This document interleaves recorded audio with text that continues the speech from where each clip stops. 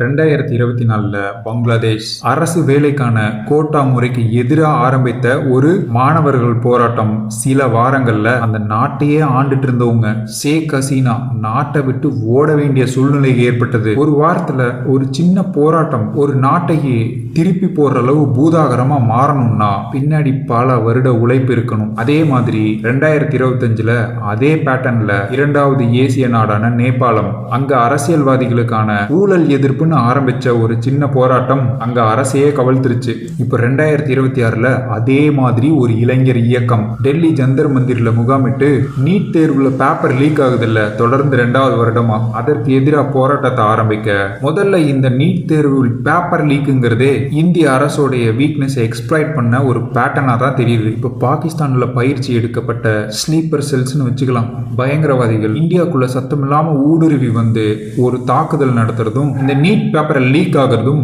ஒண்ணுதான். ஏன்னா ஏதோ ஒரு இந்திய அதிகாரி காசுக்காக இதை பண்றாரு. இந்தியாவிலேயே இதுதான் முதல் முறையா ஆளும் கட்சியை சேர்ந்த மூத்த தலைவர்கள் இந்த போராட்டத்துல வெளிநாட்டு கைகள் சம்பந்தப்பட்டிருக்குன்னு வெளிப்படையா பேசுறாங்க. இது ஒரு பேட்டர்னா இல்ல இது ஆளும் கட்சியோட வெறும் பயமா? காக்ரோச் ஜனதா பார்ட்டி இதை நம்ம இன்னைக்கு கொஞ்சம் ஆராய்ந்து பார்க்கலாம். மே 15, 2026 இந்தியாவோட ஒரு தலைமை நீதிபதி சூரியகாந்த் ஒரு பொது நீதிமன்றத்துல இந்தியாவோட வேலையில்லாத இளைஞர்களை கரப்பான் பூச்சிகள் ஒட்டுண்ணிகள்னு ஒப்பிட்டாரு. அவர் வேற கேட்டகரி ஆஃப் இளைஞர்களை திட்டினாரு. சும்மா ஊர் சுத்திட்டு மந்தமா ட்ரக்ஸுக்கு அடிக்ட் ஆகிட்டு ஒரு குறிக்கோளும் இல்லாம சுத்துறவங்களை. இது நடந்த வெறும் 48 மணி நேரத்துல வெளிநாட்டுல போஸ்டான் பல்கலைக்கழகத்துல பட்டம் பெற்ற ஒரு பட்டதாரியும் ஆம் ஆத்மி கட்சியோடைய சமூக ஊடக நிருபருமான அபிஜித் திப்கே அந்த வார்த்தையே ஒரு இயக்கமா மாத்தினாரு. அதுதான் காக்ரோச் ஜனதா பார்ட்டி. பிஜேபியோட பெயரை கிண்டல் பண்ணி சில நாட்கள்லயே 3,50,000 பேர்த்துக்கு மேல அந்த பார்ட்டியில பதிவு பண்ணிக்கிட்டாங்க அவங்கள. இதுல வெளிநாட்டு தூண்டுதல் எதுவும் இருந்த மாதிரி தெரியல. இந்தியாவோட சொந்த நீதிபதி சொன்ன வார்த்தைகளே ஒரு தீப்பொறியா உருவாயிருச்சு, ஒரு இயக்கம் ஆயிருச்சு.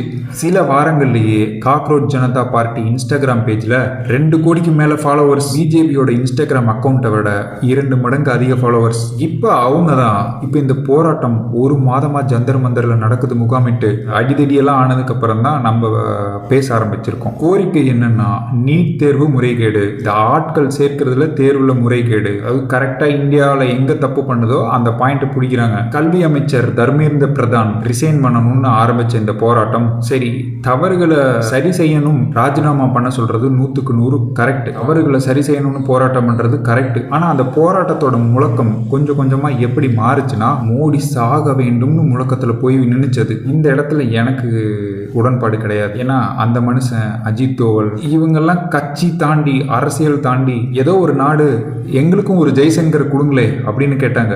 எந்த நாடுன்னு மறந்துட்டேன். தப்பு செஞ்சவனா அடிக்கலாம் கேட்கலாம். ஆனா இந்த போராட்டம் லைட்டா திசை மாறுதே, இதுல கொஞ்சம் பேட்டர்ன் தெரியுது. ரீசெண்டா வேற ட்ரம்ப் சொன்னாரு எத்தனையோ மில்லியன் வந்து அமெரிக்கா செலவு பண்ணுச்சு. And $21 million for voter turnout in India. What do we need to spend $21 million for voter turnout in India? அதாவது போன ஆட்சி பைடனோட ஆட்சி, இப்ப நடந்துட்டு இருக்க இந்திய ஆட்சி நல்லா நடந்துட்டு இருக்கு, நல்லா வளர்றாங்க.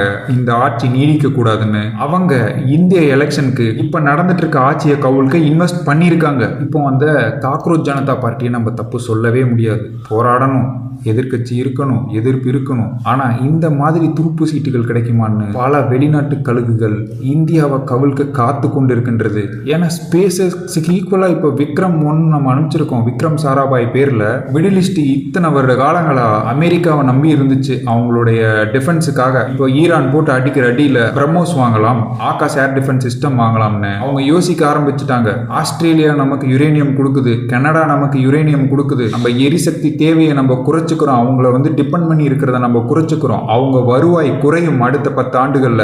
அவங்கள நம்ம இப்ப சார்ந்து இருக்கிற நிலைமை போய் அவங்க நம்மள சார்ந்து இருக்க வேண்டிய நிலைமை வரும். இதெல்லாம் நடக்க கூடாதுன்னா நம்ம வளர்ச்சியை கெடுக்கணும். இந்த இடத்துல இந்தியா மாட்டிக்க கூடாது. வேலை இல்ல பிரச்சனை, ஊழல், இந்த மாதிரி குளறுபடிகள் எல்லா நாட்டிலையுமே இருக்குது. ஏன் எவ்வளவு ஸ்ட்ரிக்ட் இந்த ஜி ஜின்பிங் சைனால எத்தனை கரப்ஷன் நடந்து இப்போ எத்தனை பெரிய பெரிய மிலிட்டரி ஆஃபீஸர்ஸ் எல்லாம் காணாம போயிட்டு இருக்காங்க. அவங்கள கைது பண்ணி அசாசினேட் பண்றாங்களா இல்ல அதை விட ஏதாவது கொடுமையான தண்டனைகள் கொடுத்துட்டு இருக்காங்கன்னு கூட தெரியல.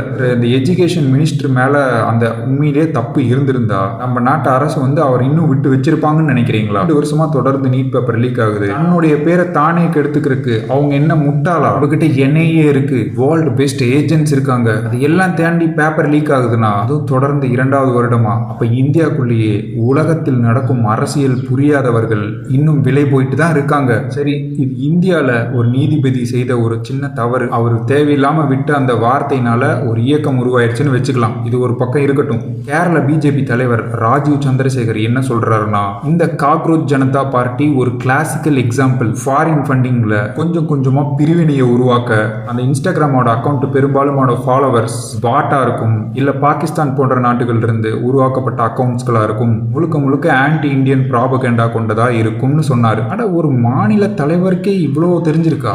நமக்கே தெரிய ஆரம்பிச்சிருச்சு. பங்களாதேஷ்ல என்ன நடந்துச்சுன்னு படித்த எந்த இந்திய இளைஞர்களை போய் கேட்டாலும் காரணம் யாருன்னு சொல்லுவாங்க. இது இப்படியே இருக்கட்டும். இப்போ இந்தியன் கவர்மெண்ட் பார்லிமெண்ட்ல 2026ல FCRA அமெண்ட்மெண்ட் பில்னு ஒன்னு பாஸ் பண்ணாங்க.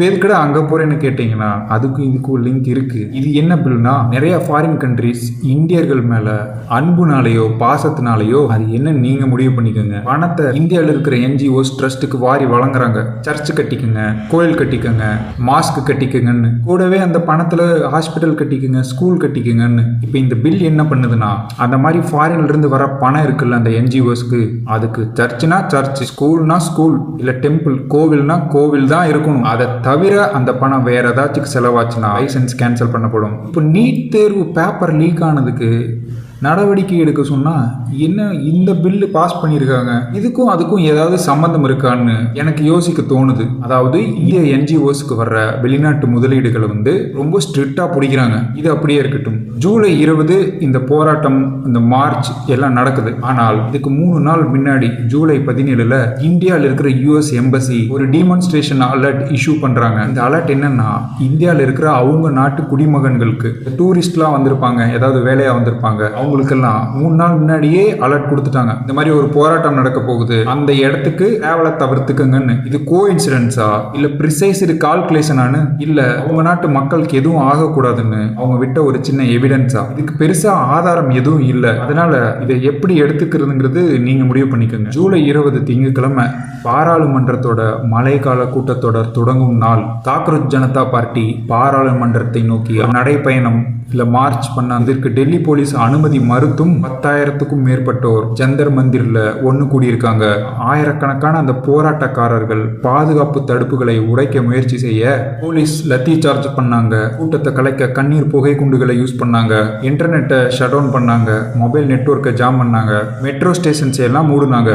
டெல்லி போலீஸ் என்ன சொன்னாங்கன்னா, நாங்க எங்க அதிகாரத்தையோ பலத்தையோ பயன்படுத்தவே இல்லை, போராட்டத்தை தொழில் முறையா கையாண்டோம், மினிமம் என்ன நடவடிக்கை எடுக்கணுமோ அதை மட்டும்தான் எடுத்தோம்னு சொன்னாங்க. இதுல மொத்தமா 180 பேர் காயமடைஞ்சாங்கல்ல, அதுல 60 பேர் தான் போராட்டக்காரங்க, மிச்சம் ஒரு 118 இருந்து 120 பேர் பாதுகாப்பு பணியில் ஈடுபட்டிருந்த சிப்பாய்களாம். இப்போ இது எங்க எஸ்கலேஷன் ஆச்சு? ஏன் லத்தி சார்ஜ் கண்ணீர் புகை குண்டு வர போச்சு? உண்மையிலே போராட்டக்காரர்கள் அந்த பாதுகாப்பு தடுப்புகளை உடைக்க முயற்சி செஞ்சாங்களா, இல்ல போலீஸோட அதிகமான பல பிரயோகம் அடக்குமுறையினால இந்த கலவரம் வெடிச்சுதா? நடந்ததையெல்லாம் வச்சு ஒரு விவாதமா முடிச்சு ஒரு ரிசல்ட் சொல்லணும்னா இதுக்கு முடிவு இப்போதைக்கு இல்லை. இது ஒரு உண்மையான இயக்கம் தான். நம்ம சொந்த நீதிபதி தவறா சொன்ன ஒரு வார்த்தையினால உருவாக்கப்பட்ட ஒரு இயக்கம். தேர்வு முறைகேடு 2 வருஷமா நம்ம நீட்டுன்னு கேட்டாலே நமக்கு இரிட்டேட் ஆகுது. அது உண்மைதான். நிறைய பிரச்சனைகள் இருக்கு, உண்மைதான். ஆனா ஒரு நல்ல தலைவன்னா மாற்ற வரணும்னு நினைக்கிற தலைவன், ஃபார் எக்ஸாம்பிள் அண்ணாமலை எடுத்துக்கங்களே, அவர் எப்படி கையாளுறாரு, அவர் எப்படி கொண்டு போறாரு, அவருடைய பாதை எப்படி, இது நல்ல தலைவருக்கான அடையாளம். இல்ல நம்ம தளபதி அவர் என்ன பண்ணாரு, எத்தனை வருட உழைப்பு, ஒரு சாம்ராஜ்யத்தையே உருவாக்கிட்டார்ல, பண்ணிட்டார்ல, இப்படி இருக்கலாம். ஆனா பங்களாதேஷ் நேபாளில் நடந்த பேட்டர்ன் இங்க நடக்கலாமா? இந்தியாவில் உருவாக்க விடலாமா? இந்த காக்ரோச் ஜனதா பார்ட்டி உண்மையான சீர்திருத்த இயக்கமா? எனக்கு அந்த பேர்லயே உடன்பாடு இல்லை. அவங்க நடவடிக்கைகளோட பேட்டர்ன்லயும் உடன்பாடு எனக்கு இல்லை. உங்களுக்கு எப்படின்னு நீங்க சொல்லுங்க. அது உங்களுடைய பாயிண்ட் ஆஃப் வியூல இருந்து ஒரு கருத்து இருக்கும், சரி தவறுன்னு தோணும், அதை நீங்க சொல்லுங்க.